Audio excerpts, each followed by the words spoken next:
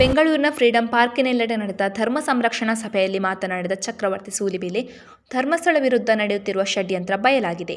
Kantara dialogue ನಿಜವಾಗಿದೆ. ಇಲ್ಲಿ ನೀನು ಏನು ಬೇಕಿದ್ದರೆ ಮಾಡು, ಆದರೆ ನಿನ್ನ ತೀರ್ಮಾನ ನಾನು ಮೆಟ್ಟಿಲಲ್ಲಿ ಮಾಡುತ್ತೇನೆ ಎಂಬ ಡೈಲಾಗ್ ನಿಜವಾಗಿದೆ ಎಂದು ಸೂಲಿಬೆಲೆ ಹೇಳಿದ್ದಾರೆ. ಮಂಜುನಾಥ ಎಲ್ಲರೂ ನಮ್ಮವರೇ ಎಂದು ಸುಮ್ಮನೆ ಇರಬಹುದು, ಆದರೆ ಅಣ್ಣಪ್ಪ ಸ್ವಾಮಿ ಹಾಗಲ್ಲ. ಧರ್ಮಸ್ಥಳದ ವಿರುದ್ಧ ಷಡ್ಯಂತ್ರ ಬಾಹುಬಲಿ ಬೆಟ್ಟ ದಾಟಿ ಕ್ಷೇತ್ರದ ಕಡೆ ಬರುತ್ತಿದ್ದಂತೆ ಅಣ್ಣಪ್ಪ ಸ್ವಾಮಿ ಮೆಟ್ಟಿಲಲ್ಲೇ ತೀರ್ಮಾನ ಮಾಡಿದ್ದಾನೆ ಎಂದು ಚಕ್ರವರ್ತಿ ಸೂಲಿಬೆಲೆ ಹೇಳಿದ್ದಾರೆ. ನಿಮ್ಮ ಸಾಹಿತ್ಯ ಕೊಡುಗೆ ಬಗ್ಗೆ ಬಹಳ ಅಭಿಮಾನದ ಜೊತೆಯಲ್ಲಿ ಗೌರವವಿದೆ. ದಸರಾ ನಾಡಹಬ್ಬ ಜಾತ್ಯತೀತ ಪ್ರತೀಕ ಅಲ್ಲ, ಅದು ಧಾರ್ಮಿಕ ಆಚರಣೆಯಾಗಿದೆ. ಬಾನು ಮುಷ್ತಾಕ್ ಅವರ ಧರ್ಮ ಆಚರಣೆ ನಿಮ್ಮ ವೈಯಕ್ತಿಕ. ಆ ವಿಷಯದ ಬಗ್ಗೆ ನಾನು ಮಾತನಾಡಲ್ಲ. ದಸರಾ ಧಾರ್ಮಿಕತೆಯ ಪ್ರತೀಕ. ನಮ್ಮ ಹಬ್ಬ, ದುರ್ಗಾ ಪೂಜೆ, ನವರಾತ್ರಿ ಏನು ಬೇಕಾದರೂ ಕರೆಯಿರಿ.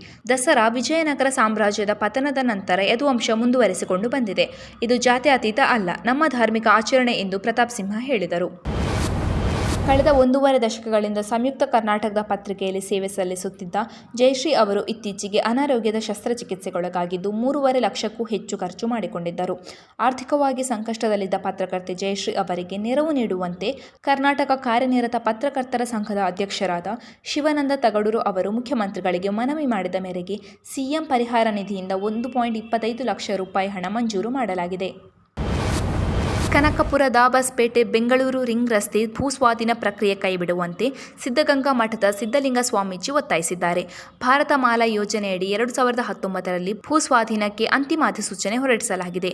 ಕನಕಪುರ, ರಾಮನಗರ, ಮಾಗಡಿ, ಶಿವಗಂಗೆ ಮಾರ್ಗವಾಗಿ ದಾಬಸ್ಪೇಟೆ ಸೇರುವ ಬೆಂಗಳೂರು ರಿಂಗ್ ರಸ್ತೆಗೆ ಭೂಸ್ವಾಧೀನ ಮಾಡಿಕೊಳ್ಳಲಾಗಿದೆ. ಭೂಮಿ ಕಳೆದುಕೊಂಡ ರೈತರಿಗೆ ಇದುವರೆಗೆ ಪರಿಹಾರ ನೀಡಿಲ್ಲ ಎಂದರು.